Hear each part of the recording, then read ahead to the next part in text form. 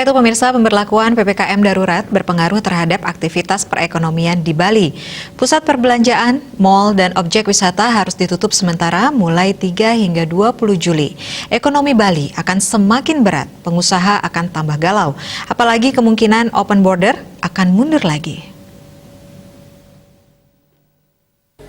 Ketua DPD Gabungan Perusahaan Ekspor Indonesia GPEI Bali, Panudina Kun mengatakan, meskipun berat, namun ia mengaku akan mengikuti kebijakan tersebut.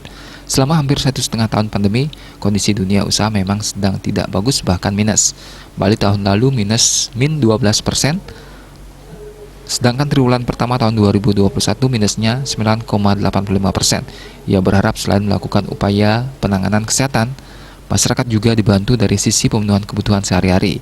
Sebab selama pandemi, banyak warga yang bekerja dengan mengandalkan penghasilan harian. Salah satu General Manager Hotel di Ubud, Wayan Parke, mengatakan, pelaku usaha pariwisata telah menerapkan CISE, menggunakan masker dan hand sanitizer juga disiplin.